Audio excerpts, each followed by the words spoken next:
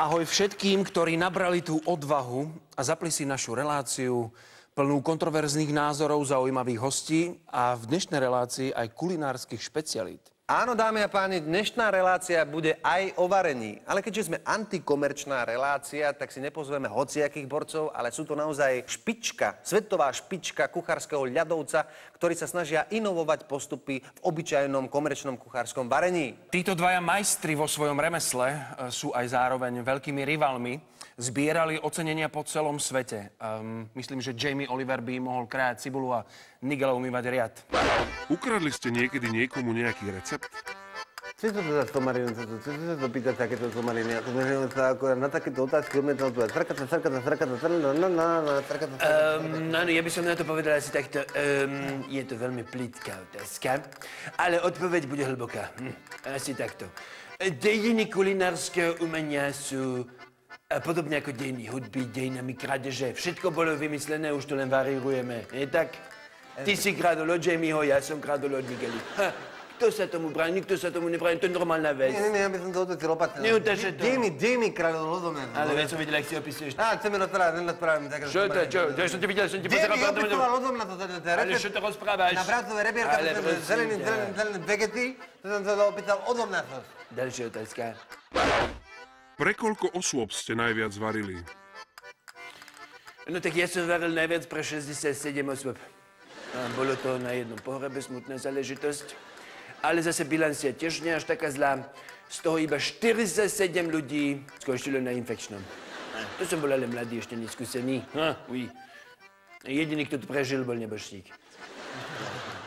Tak ja to nesem sa teraz chváliť ako pred mým, že by som sa nedovolil ako prepáčať ako všetká z tom kulinárskom umení.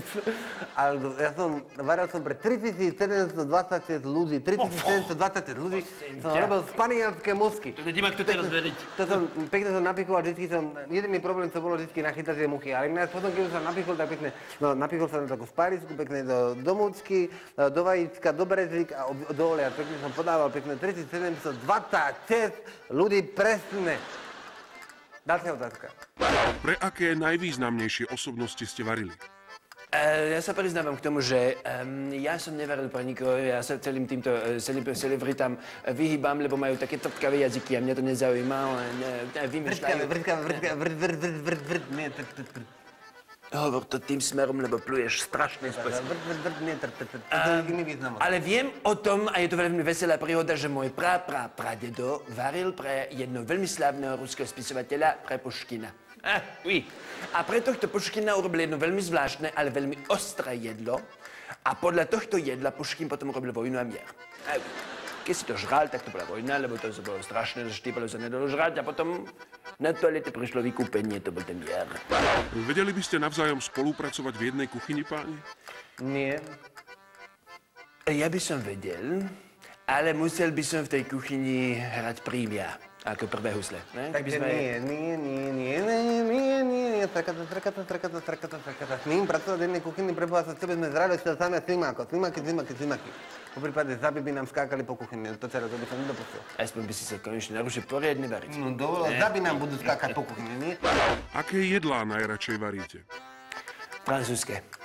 Španielské. Ďalšia otázka. Ktorá kuchyňa je najzdravšia? Francúzska. Ale prosím sa, prestaň, ty Francúz, my dávame pekne zelený.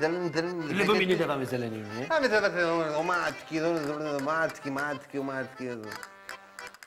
Zerete so zeme, klimáky, somariny, presne táto francúzska kuchyňa, ja vám presne poviem, ako to vzniklo. To vzniklo za dôb Napoleona. Áno, to presne teraz, ja som to teda čítal niekde ako časopise. Ohnítek sa to volalo. A to bolo presne...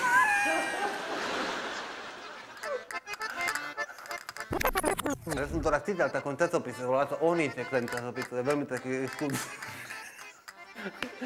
Môžem sa na teba pozrieť. A ja som to niekde čítal, myslím, že ten časopis sa volal Ohnítek, je to veľmi taký exkluzívny, taký naučný časopis. A tam to vzniklo presne, tam za dôb Napoleona oni nemali čo zrať. To si povedzme na rovinu. Nič nemali. A teraz keď si zoberete, čo oni jedli, čo našli po zemi, také všelijaké zaby, všelijaké hlemízde, všelijaké pandravy, to všetko po...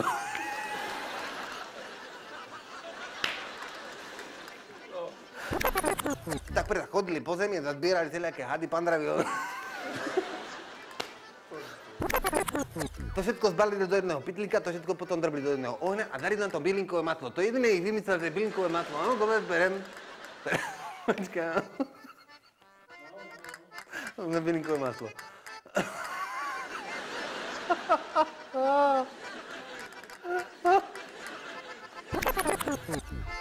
Dobre, môžeme?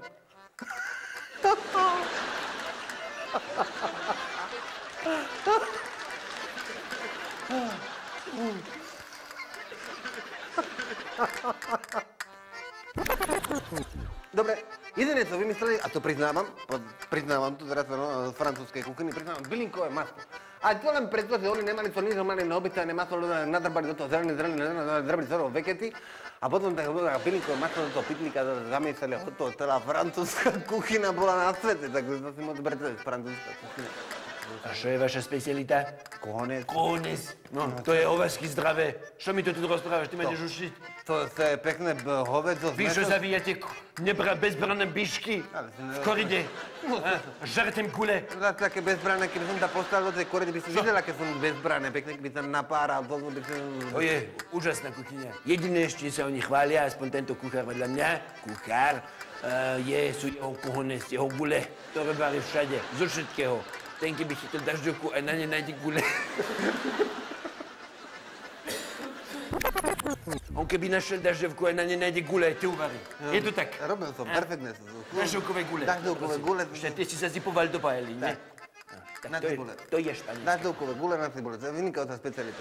Ale to si mi teraz vniklo z takého nápadu, že aj to Slimakos má gule. Slimák je hermafrodit. To je ako, že on môže aj nemusí? Presne tak. Dámy a páni, prichádza Antonio Julio Emilio z Očovej.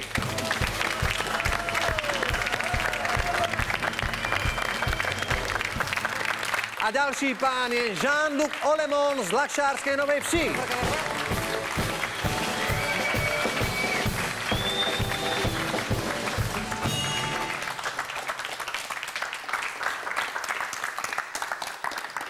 Vítajte u nás, aj keď v podstate vy ste tu na Slovensku ako doma.